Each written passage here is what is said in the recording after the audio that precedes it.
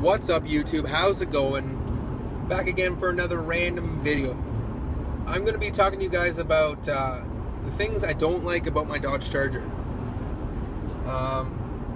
One of the major things I don't like about my Dodge Charger, here I am on the highway, beautiful, beautiful drive. It is so comfy, heated seats, power passenger seats, power pedals. It's got cruise control, all that garbage. But you can't get over that. You hit the damn thing, every fucking bump I hit.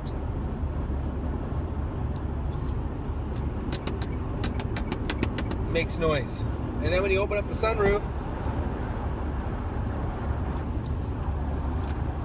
it's pretty quiet. And you gotta fool around with it a little bit to... Sometimes it doesn't want to close. There, it's glitching out. Ah, you fucking piece of shit.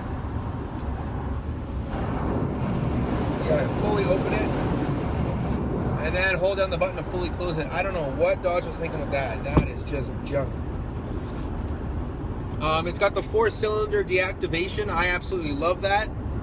So when I'm on the highway, I'm in 5th gear, 110, 2100 RPM. Now I know the new Dodge Ram trucks I've driven, it's got what, probably 6 or 8 gears, and it doesn't go above 1100 RPM in last gear. It does not like going above 1500 RPM ever. And the little eco button comes on saying that you got your 4 cylinders on. Mine was the very first year that they did this, so they don't tell you, which who cares. I know it works, and I know it has it, sorry, because I looked it up, and Dodge, it says on the thing that my car has the 4-cylinder deactivation, so it uses 1, 3, 5, and 7 for the cylinders, or whatever, 2, 4, 6, 8. Anyways, another thing I don't like, it does not have USB, no auxiliary, but then again, about a year or two later, this is an 06, it wasn't as popular, right, around this time, so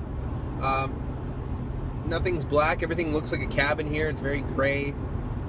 I really wish Dodge stepped up their game with their interior. It is a bulletproof engine, great engine, a $40,000 car at the time. It was purchased in January of 06, so it's been on the road for almost 10 years now. All the window regulators, everything works. Nothing feels cheap, but the interior. The handling is astonishing, the ride quality is great. I had a Pontiac G6, and when I sat my ass on the trunk, the whole back end went down. This, stiff as fuck. Good shocks, very good quality. It's basically just a Dodge Ram into a car form, you know what I mean? It's got a lot of the same qualities. It's built off the same frame. Mercedes-Benz designed this frame. Now, I know it is the Intrepid replacement, because it's the big sedan, right? So when they got rid of the Intrepid in 04, they needed a big sedan, so they made this. I don't know if they used the same body design, like the same frame, but I know Mercedes-Benz helped design the frame of the car. It has no problem picking up power. Now, when I'm in 5th gear, it likes to stay in 5th gear unless you really give it. Now, I know my G6 was only a 4-speed, and I remember having to get at least above 100 so it wouldn't want to click out of gears. This, I'm doing 90K, I punch a little bit, stays in 5th gear. I absolutely like that. You know, it keeps your RPM somewhat low. It's got the manual stick, so it'll keep you in 5th if that's what you want. The cruise control was a little goofy of how to work. You gotta press it, pull it in, and then lift it up and down. I noticed they changed that on the following models. That's just another cheap doinky toothpick. It just feels cheap. Steering wheel is already starting to fade away, and this car only has not even 100,000 when I got it, so it was barely driven, and it already starting to show its age. No rust. Dodge is known to have rust around the fenders, so I put a little bit of Plasti Dip just on the inside of the fenders, and my car is black, so it hit it perfectly. Call it ghetto, call it what you want, you won't see it, and I drove it in the winter fine, and it hasn't rusted. When I go to the car washes, wash underneath the car, so you don't have to worry about getting undercoats and shit. You know, go to places and they offer you, oh, next time you come in, you get the undercoat half off. Fuck that. When you wash your car, at least every 2 weeks, you should be doing it quite often. Actually, maybe once a week. $4 car wash underneath your car. You don't need to get that crap, because if your car is already rusted like mine after 10 years, you're just holding in rust. You know what I mean? You're stopping it, but it's not ever going to go away. It's always going to be there. When you get a brand new vehicle, undercoat it right away. If this is already starting to rust, you know, you can't. It's not going to stop rust. It's going to eat away and or slow it down, whatever. So that was pointless for me. I saved money there. Didn't want to get the undercoat. But enough of that shit. I'm trying to think of other things I don't like about it. The heated seats kind of take a while to heat up. The car, it's a big engine, so the interior does heat up pretty quick. That's a nice thing. I wish it had the back windows there on Chevy SS's, like the competitor vehicles. They got the little triangle windows like the old Charger did and everything. I wish this car had it. But whatever. The Chevys have it. Locking seatbelts, none. I would not recommend a child in this vehicle. That's one thing I should complain to the Dodge dealership about. But if you bought your vehicle privately or at a dealership other than where it's from, they can't help you. My Pontiac G6 heat regulator switch busted. I bitched to GM. They were gladly going to help me with the cost, but I bought it from a company that's not even around anymore. If you bought it from GM itself, they were willing to help you because you're in their database and they believed you, apparently, because their cars don't get certified unless they're 100%, blah, blah, blah.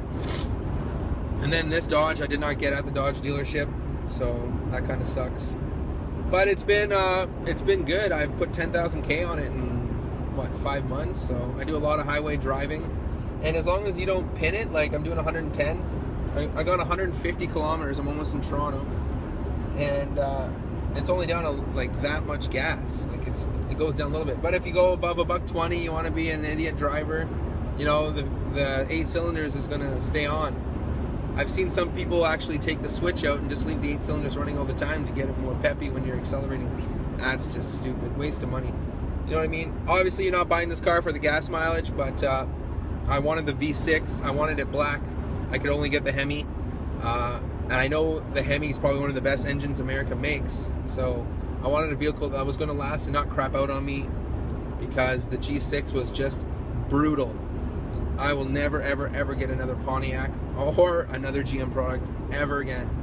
I could not believe it. But the one thing I did like about the Pontiac was the locking seats. You can put your car seat in there, you know, hold your knee down on the car, on the child seat, and then rip the seatbelt tight. Can't do that in the Dodge. When you slam on your brakes, they lock. You know, they expect you to use the anchors, and my back seat, the thingy doesn't go up, so I got to go over top and pull as hard as I can, and then, you know, over time that's going to rip the leather, but what can you do, right? I don't like that the leather's gray and not black. That's another stupid thing. I like how they chop up the roof and they lower it. That's cool how they did the design, but I'm 6'2" in my head, you know, I still got quite a bit of room, so that's kind of nice. Nobody wants to race you in this thing, so it is kind of intimidating. I did plasti dip the grill, because a lot of the newer models, like the 08s and that, they were taking the paint color of the car and just going on the front and finishing off the design. Like the grill and everything else is all one color. Sorry, I'm trying to drive here. Mine was actually chrome, or cheap plastic chrome, so I plasti dipped that black to let it match the rest of the car, and it looks really nice. A lot of cabs from like 2010 and all that, they already have it like that because they're cop cars, right? So I'm trying to black it out as much as I can. I thought it was going to look stupid at first, but it turned out to be really nice. So that turned out nice. I'm not going to do any of the tinted windows or the tail lights. But another thing, the more pros and cons. I thought it had a full-size spare. It doesn't. The air pressure was down because it's 10 years ago, right? Pump that back up. There's no leaks, so that's kind of nice. I don't want to curse myself and having to use it anytime soon. It doesn't pull or anything. It's not one to do burnouts. It will lay a little bit of a line, but not too much. The the track and everything, even with it off, it still wants to kick in. So, and the rear slip, you know, when one tire's slipping, the other one wants to kick in for you, so you know it doesn't got pauses. So. Can't really do lines, but whatever. I didn't buy the car to do burnouts in it. So other than that, it's a good car. Great highway cruiser. I like that it's 4-door. It's good for my kids. It's a giant car. I honestly think that Dodge nailed it, and you know, 10 years later, we're still making them. They're on their 3rd design of it. So I think Dodge did a good design. But I should end this video because I am driving, so I'm trying to think of anything else. Window sprayers, they're nice. They're just misty, not blobs. I'm trying to think of little things. When you turn your signal, it beeps 3 times. That's nice. Like I'm back. The power pedals, everything's back all the way. I'm 6'2". I could drive with my boots on. There's a nice little space between the gas and the brake.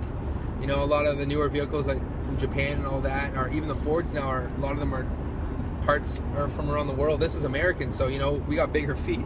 It's nice to be able to drive.